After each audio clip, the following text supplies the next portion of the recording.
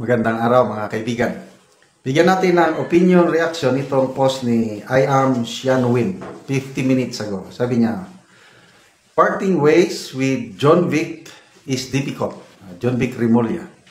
But his return may be just a request away should Senator Amy R. Marcos call upon him once more. Yung investigasyon ba?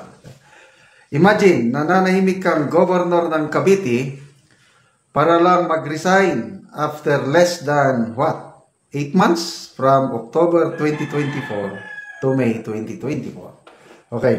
Isinare ni I am Xianwin yung post ng Inquirer.net. Sabi dito, Interior Secretary John Vic Rimulya confirms that he will be submitting his courtesy resignation later today. This followed a call from President Ferdinand Marcos Jr. for the courtesy resignations of all cabinet members in a bid to recalibrate the administration following the midterm elections. I will submit mine later. Ito na yung promise. I don't know. So, ngayon o mamaya, alas 12, basta, magre-resign siya. I will submit mine later. I serve at the pleasure of the President, Rimulya says in a message to Inquirer.net. Rimulya took the helm of the Interior Department last October. Okay? So, 8 months lang. Matatandaan na natin, Senator John Vic Rimulya, yun ang nag-bulgar ba ng group effort. Ang galing. Plinano daw nila yung pag-kidnap, pag-aresto kay dating Pangulong Duterte. The President, John Vic Rimulya, Secretary Anyo, and Secretary Gibo. Only to be rebuffed later by Secretary Anyo na that's not true. I was not involved in a planning process. Yun na, kung ano-ano ng mga alibay hanggang, sino bang nagtawag? Si dating DE Secretary Manny Piñol na wala na daw siyang nakitang grabing kasinungalingan kundi itong si Secretary John Vic Rimulya. Kasi wala na, pinatawag na sila ni Senator Amy. So, courtesy. Anyway, these are all courtesy resignations. Lahat naman sila. But believe din ako dito kay Secretary John Vic Rimulya, action kagad. Resign. Yes. Truly, they serve at the pleasure of the President. Okay. Speaking about resignations, maalala ko yung post kahapon nabasa ko sa Japan. I think agriculture minister ng Japan. Grabing delikadesa doon sa Japan, no? Mayroon lang statement itong Minister of Agriculture sa Japan na hindi daw siya bumibili ng bigas kasi nakakakuha siya ng libre. Grabe ang uproar ng mga Japanese citizens. Grabing batikos. Kasi, bakit libre? Naghihirap ka. Kasi, tumataas din ang presyo ng bilhin, lalo ng bigas sa Japan. So, reklamang mga tao, uproar sa social media, nag-resign ka agad. Wow, that's pure delikadesa. Kaya, ang Japan, maunlad after yung World War II. Devastated sila ng World War II. Kailang, ang dali nilang nakabangon. Why? Because yung values nila matindi. Isa pang speaking of Japan pa rin, yung think early grades, grade 1 to 4, ang mga Japanese elementary grades, wala daw exam. Walang exam. Anong itinuturo? Early years sa mga bata. More on values, good manners and right conduct. Kaya respetado daw ang mga Japanese people. Sa yung mga kamag-anak ko, anak ko, na nakapasyal na sa Japan, yun daw ang gustong-gusto nila. Napaka-respectful daw ang mga Japanese. So, may yung value system nila grabe. Kaya nga, resign ka agad yung agriculture minister nang dahil lang sa statement niya na nalilibre siya ng bigas dahil hindi siya bumibili. Kasi nga, minister siya ng yun, resign ka agad. Sa atin, kung hindi pa manawagan ng Pangulo, ng courtesy resignation, wala na magre-resign. Kapit to ko. So, ano kayang kahihinatnan itong panawagan ng Pangulo na I believe magre-resign yan. Dahil order, kailan? Sino ang talagang tatanggalin?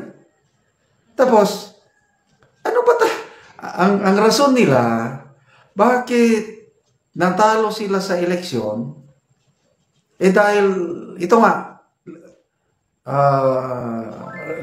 recalibration o change strategy or whatnot. Dahil natalo sila, grabe. Napahiya sila sa eleksyon. So, ako, ang tanong ko is, ano bang pinakamalalang dahilan?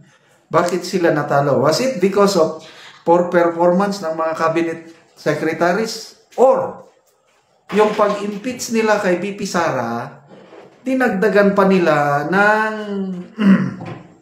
pagkidnap kay Tatay Digong? Alin dito ang mas mabigat na dahilan? To me, ang malaking dahilan, lalo na kaming taga Mindanao and some part of Visayas, na sulit Duterte plus 2, ang dahilan kung bakit hindi kami bumoto sa alyansa ay dahil ginawa na yung pinilit nila yung impeachment ni VP Sara, kinidnap pa nila ang aming minamahal na Tatay Digong, kaya nagsulit black voting kami, Duterte plus 2 plus yun na nga, Camille and yun ang dahilan. Kaya kung ang purpose nila is recalibration, natalo sila dahil ay medyo nagkakamali sila. But anyway, this is a good move. Saludo ako sa presidente na parang he woke up from a bad dream. Bangungot na I should exert now my influence. Dapat hindi na ako magpapadikta. Dapat akong presidente, sundin niyo ako. Yan, may pag-asa pa. Sana magbunga ito ng maganda. Kailan? Baka mamaya isa o dalawa lang ang natanggal. Wala. So, good luck po sa ating gobyerno ngayon. Nagpapasa ni President Bongbong Marcos ng courtesy resignation ang lahat ng kanyang cabinet secretaries. May 2022. Ngayon, May 22. Sino-sino sa kanila ang check na kapag pabatid na ng kanilang pagbibitiw? Sino-sino rin ang hinihintay pa ang paayag ng pagtugon sa panawagan ng Pangulo? Narito ang listahan as of 10:45 AM. Ano bang oras na ngayon? Ano pa? 11:16 na. So, as of 10:45, 15 na nabila kong my check. So, basahin ko ang mga nakapag-submit na or nag-pronounce na magsasubmit. Executive Secretary Lucas Bersamin, 1. Finance Secretary Ralph Recto, number 2. Interior Secretary John P. Rimulya, 3. Agriculture Secretary Francisco Tio Laurel, 4. Panglima, Transportation Secretary Vince Dizon, 6. Budget Secretary Amina Pangandaman, 7. Tourism Secretary Cristina Frasco, 8. Social Welfare Secretary Rex Gatchalian, 9. DICT Secretary Henry Ruel Aguda, number 10. Migrant Worker Secretary Hans Leo Kakdak, number 11. Economy Planning Development Secretary Arsenio Balikasan, number 12. Solicitor General Minardo Guevara, number 13. Presidential Communications Interim Secretary J.B. Ruiz, number 14. MMD Chairman Don Artes, number 15. TESDA Director General Kiko Binetes. Okay. So ito yung words ng Pangulo. Those who have delivered and continue to deliver will be recognized. But we cannot afford to be complacent. The time for comfort zones is over. Ani Pangulong Marcos Jr. sa isang payag ngayong umaga para ayusin ang gobyerno sa naayon sa inaasahan ng mamamayan. Okay. So, himay-himayin natin ha. Sino-sino sa mga nag-resign na ang posibleng hindi na irerepa or pwedeng tanggapin. Kasi once nga tinanggap ang iyong courtesy resignation, wala na. Isa, Solicitor General Minardo Guevara. Kasi, yun o, yung hindi niya tinanggap yung rule niya na depensahan ang mga sinampahan sa Supreme Court. Tungkol sa pagkidnap kay PRRD. Pangalawa, siya ang nag-appeal doon sa acquittal ni Attorney Laila de Lima. Ako, opinion ko lang ito ha. I might be wrong. Again, opinion lang ito. Yan. Solicitor Ibarra. Ito, si J.B. Ruiz, alanganin dito dahil may baggage eh. Diba? May issue. Again sa kanya, kaupo pa lang yan, may issue. So, dalawa.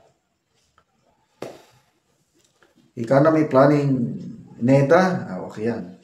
Ito, Migrant Workers CAPDAC. Dahil sa nangyari sa OWA, yung 1.4 billion peso land acquisition deal, baka maapektuhan din ito. So, tatlo na. Ito, Rex Gatchalian sa DSWD.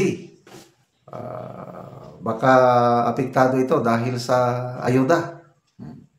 Ito, sigurado. Hindi naman sigurado, most likely, Tourism Secretary Cristina Frasco. Kasi maraming palpak sa tourism. Hindi natin namimit ang target natin sa tourism. Sayang ang potential ng tourism. Kaya kung mayroong tatanggapin ng resignation, opinion ko lang ito,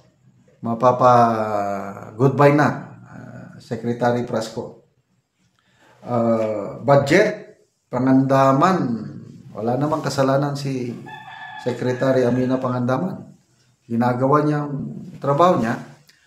Pagdating sa Kongreso, yun, nawawala yung net. Kaya, I think, she will remain. Vince Dizon, he will remain. Maganda. Ako, ganahan ko itong si Vince Dizon. Kailangan yan. Agriculture Secretary Teora Laurel, wala rin ito. Pwede nang palitan. Ralph Recto, posible rin ito. Tanggalin. Executive Secretary Lucas Bersamin, palagay ko mananatili kasi very loyal kay PBBM ito. Okay, so yun. So sino pang mga hinihintay? Marami pa. May nabasa akong comment. Sino pang post ni General Orlando De Leon. Ang sinasuggest niya kay PBBM na dapat tanggalin na yung magkapatid na Rimulya, Secretary DILG and DOJ, tanggalin na yon. Ano pa yung isa niya, yung National Security Advisor. Yun din. Nabasa ko lang na post ni General De Leon. Kayo, sino sa tingin nyo ang mga cabinet secretaries na hindi nagdi-deliver? Comment niyo. Yung maraming nagko-comment, si Speaker Martin Romualdez tanggalin din daw. Kaya wala, hindi siya sakop ng Executive Department. Kasi kung bakit daw nagkakagulo ang bansa, bakit daw labo-labo na, lalo na sa politika, dahil daw kay Speaker Martin Romualdez. So, yung opinion ko, paningin ko, kung bakit natalo ang administration candidate sa election, dahil sa impeachment ni VP Sara, inapura, pinilit. Tapos, yun. So, sinong dahilan sa impeachment? Of course, sa mga kongresista.